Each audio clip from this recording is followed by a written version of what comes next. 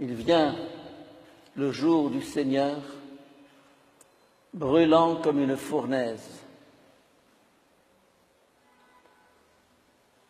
Tous les insolents, tous ceux qui commettent le mal seront comme de la paille. Le jour qui vient les consumera. Il y a dans les lectures d'aujourd'hui une colère contre le mal qui ravage le monde. Et cette colère est la mienne. Dans la dernière tournée que je faisais en Europe, on m'a dit, Père Boulade, vous êtes en colère. Je dis oui, je suis en colère. En colère comme Jésus, en colère comme Jean-Baptiste, en colère comme les prophètes, en colère contre le mal, contre un monde qui est en train de s'écrouler.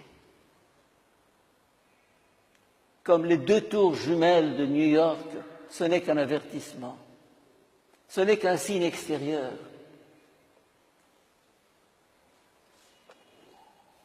Le 31 août dernier, j'ai écrit un texte, une page. L'Occident a du sang sur les mains. L'Occident a du sang sur les mains. Quelques passages de ce texte. L'Occident s'est trahi, vendu, sali pour de l'argent, du pétrole, du gaz, des dollars, des euros.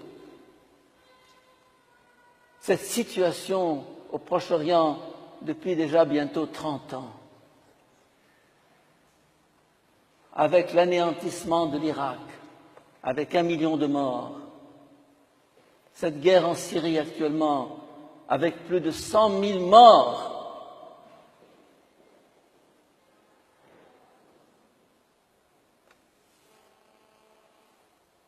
et la Libye, 80 000 morts, et le Soudan, 2 millions de morts.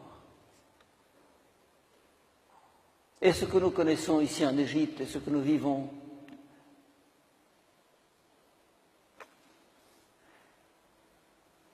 et les vidéos que nous recevons, où on voit des gens qu'on égorge, des enfants brûlés, sacrifiés,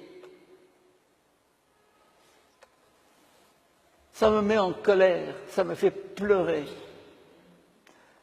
Non, non. Il faut avoir le courage de dire non, de protester, de taper sur la table, de descendre dans la rue, comme l'ont fait les Égyptiens.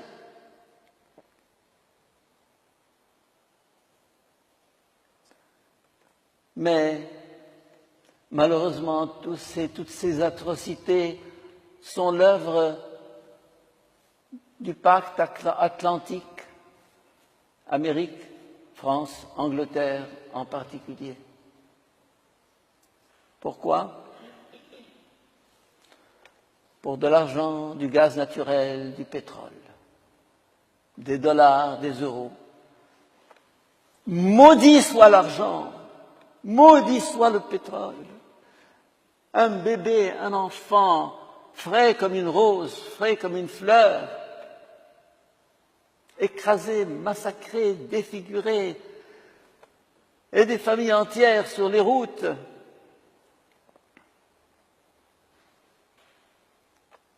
Plusieurs centaines de milliers de Syriens en Égypte, 1 million de Syriens au Liban, des centaines de milliers vers l'Irak, vers plutôt la Turquie, et plusieurs millions qui demandent à entrer en Suède. Une Syrie écrasée. Et dans ce texte, je dis l'Occident a perdu son âme. Il l'a vendue au diable, sacrifié à ces mammons qui s'appellent l'argent, le pouvoir, la puissance, la cupidité. Et j'ajoute Quand une civilisation perd son âme, elle n'a plus qu'à disparaître, qu'à s'éteindre, qu'à s'écrouler. Et c'est ce qui se passe sous nos yeux. Un Français me disait ce matin, du 31 août, d'un air désabusé, la France est moribonde, la France est morte. J'en dirai autant de l'Amérique et d'un certain nombre de pays qui soutiennent le terrorisme dans le monde et notamment dans nos régions. C'est dégoûtant, écœurant ce qui se passe. Ça, c'est la violence, ça, c'est la guerre, ça, c'est le sang. Mais l'Occident et toutes les sociétés de consommation sont menacées d'un autre mal, plus pernicieux, plus insidieux, plus profond. Le plaisir, la jouissance. Hier encore, j'étais avec un jeune Égyptien qui a vécu en Italie, qui est actuellement en Allemagne et qui est accroché à ces principes que nous avons tâché d'inculquer à nos jeunes ici. Mais il me dit là-bas, tout est permis. On rencontre une fille, au bout d'une heure, ça finit dans le lit. Aucun problème. On passe à une autre et à un troisième, et ça va, et c'est la valse du plaisir. Mes chers amis, il faut que vous sachiez une chose, c'est que la civilisation romaine qui pendant 1000 ans a subsisté, qui a créé des monuments, qui a été un chef-d'œuvre de civilisation, elle est morte de corruption intérieure. C'est par le dedans que ça se passe. Ça s'effrite, ça tombe en ruine, ça tombe en poussière. Une civilisation, il ne faut pas croire que ça dure toujours. L'Europe, que sera-t-elle dans 20, 30 ans? Vous allez me dire, la Tour Eiffel, l'Arc de Triomphe et tous les monuments. Vous avez écouté ce que dit Malachie? Vous avez écouté ce que dit Jésus dans les lectures d'aujourd'hui? Il n'en restera pas pierre sur pierre. Les monuments extérieurs, zéro. Ils sont le fruit d'une culture, d'une civilisation, de valeurs humaines, spirituelles. Et quand ces valeurs s'écroulent, c'est fini. Là encore, je reprends mon texte. Un jour, ce magnifique édifice de la civilisation occidentale s'effondrera de lui-même lorsque l'être humain n'est plus au centre d'une civilisation.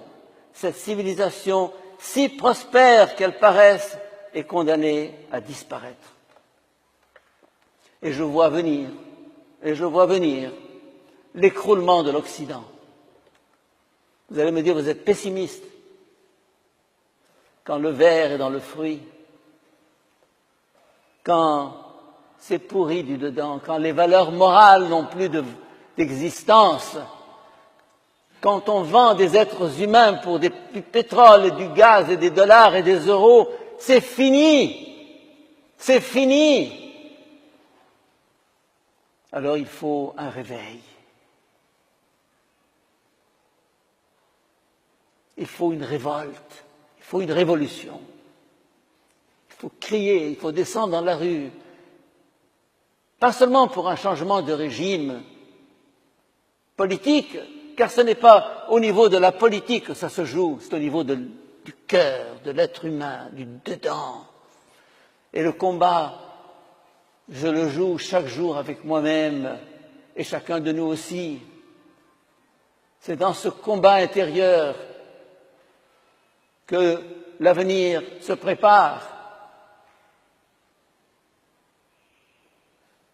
Mais aussi, il y a l'obligation de parler, de dénoncer. Et là, je retrouve la deuxième lecture d'aujourd'hui, la lettre de saint Paul aux Thessaloniciens. Il leur dit, travaillez, ne vous endormez pas dans la paresse, l'oisiveté, le farniente, la télévision. Ah, on est dans un fauteuil comme ça, pendant des heures à zapper. Et qu'est-ce que tu fais là-dedans? Pendant ce temps, des gens crèvent. Ouais. Donne après, tout va bien. Oui, tout va bien. La colère du Seigneur, je la comprends aujourd'hui. Parce qu'on a voulu faire de Jésus un petit Jésus en chocolat, bonbon, sympathique, rose, gentil. On a éliminé la colère de Jésus. Eh bien, cette colère va se déclarer un jour. Il s'agit là du dernier jour, du jour du Seigneur. Elle éclatera, comme ce matin nous avons eu la foudre 2 fois pendant mon sermon dans cette église. Bam! Je me suis dit, ça tombe bien. Ça correspond à ce que je dis. Oui, Jésus nous dit dans l'Évangile, les gens se marieront, auront des enfants, construiront des maisons, cultiveront des champs, et puis un jour, le jour du Seigneur viendra. Ne nous endormons pas, mes chers amis. Soyons vigilants. Ne perdons pas une seconde de notre vie, car cette seconde, elle appartient aux autres. Pas un mot à perdre, car ce mot pourrait dénoncer l'injustice et changer une situation.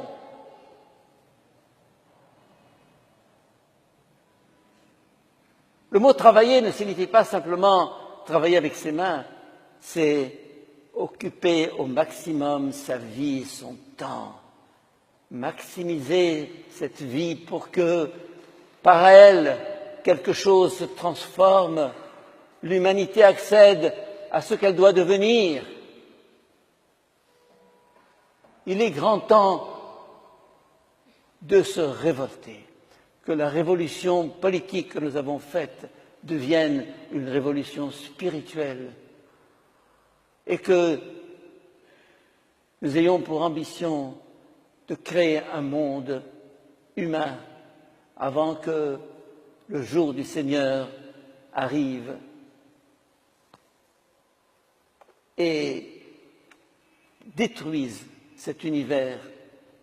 Amen.